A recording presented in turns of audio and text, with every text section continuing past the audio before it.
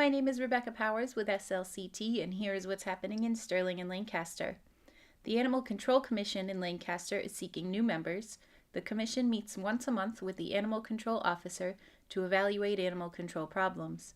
For more information, contact Maribeth Eugene at 978-365-5672. The Lancaster Firefighters Association will be offering its annual Christmas tree pickup and removal program. For more information, call 978-368-4003 or email sgranger@lancasterfd.net. The Sterling Senior Center will be holding a potluck dinner on January 19th from 6 to 8 p.m. All attendees are asked to bring their favorite entree or dessert. For more information or to register, call 978-422-3032. Happy New Year to all of our viewers. So happy to be back here with you in January. Now, I went to my mailbox the other day and this is what I found. So I knew that it was time to come and see my good friend, Sterling Town Clerk Dawn McConowitz, to put us through the paces, give us a refresher, census forms.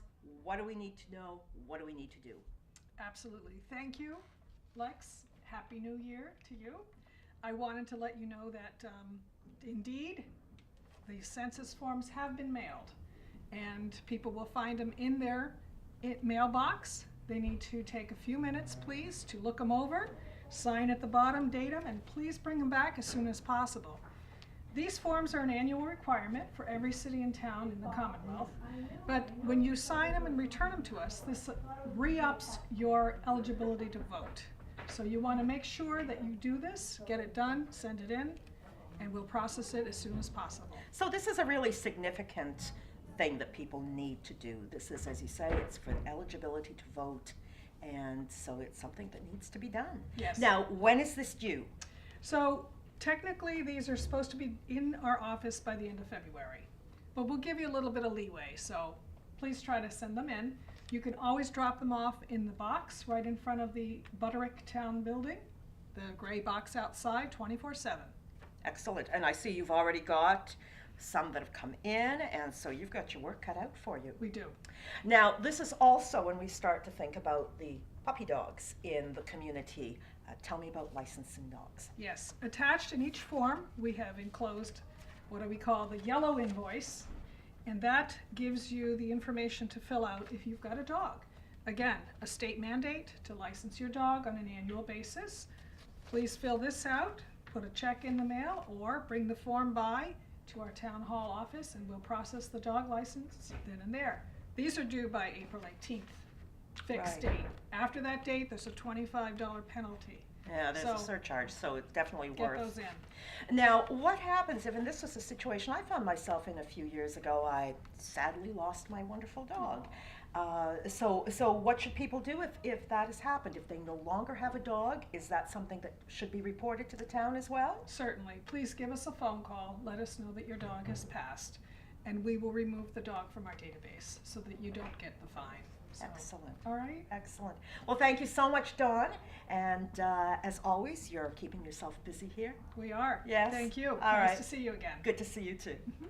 There will be a well adult clinic on February 7th from 8 to 10 a.m. at the Lancaster Community Center. Drop in for one-on-one consultations. For more information, contact the Nashoba Associated Boards of Health at 978-772-3335. Wachusett Music Series presents The Rafters on February 4th at the Harvard Unitarian Church, 9 Air Road. For more information or tickets, visit www.wachusettmusic.net. The Sterling Neighbor to Neighbor Fund was established to help Sterling residents during difficult economic times. If you are interested in helping the cause or donating, contact Pat Fox at 774-275-1174. Here in New England, one of the things people love most about living here is the four seasons. However, when we get into all the snow and the slush, we can't wait for spring to come. And April is spring, and not only does April bring lovely showers and then flowers, but it is also National Poetry Month.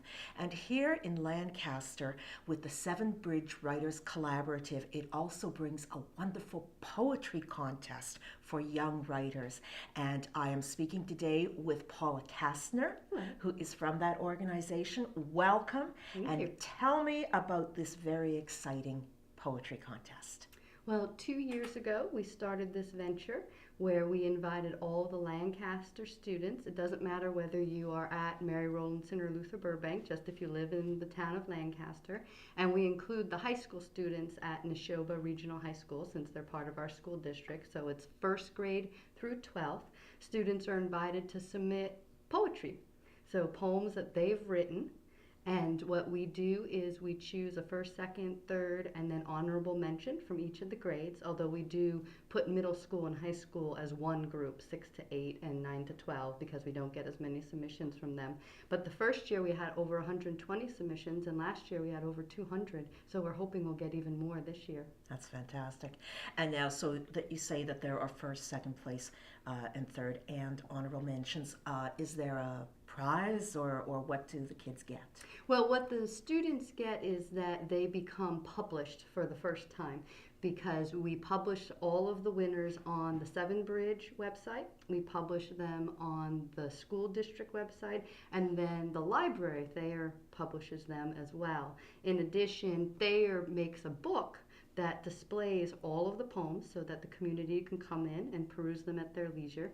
And then we invite all the students to come to our poetry open mic at the end of April, where they have the opportunity to read their poems to all the people who are there. And there are a lot of adult poets who come to the event as well, who get to hear the students' poetry. Oh, lovely. Now, do the adults also read? So can they also be kind of perhaps as role models even to the kids as well? Oh, yes, yeah. Yes. Last year we had several poets, adult poets, who read their works for the students. So, although we were all in agreement that the students were way more talented. There you go. Now, as a writer, I know that you'll share this with me, the thrill of seeing yourself published, and especially that first time. But, really, it doesn't matter if it's the first time or the 100th time, always to see your words there in print. It's very validating, isn't it? Yeah, and one of the things we're hoping to do is we want to specifically encourage poetry, because in some ways it's a dying writing art.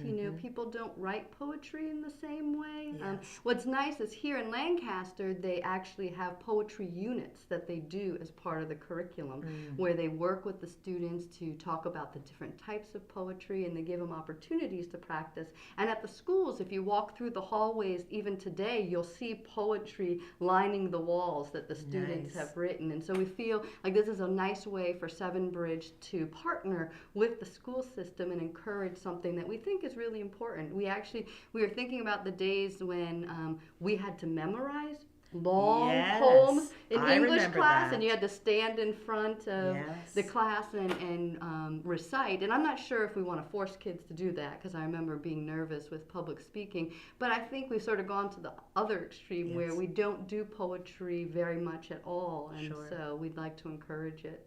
Now, what are the rules and regulations here? What length are you looking for? What are the deadlines? What do people need to do?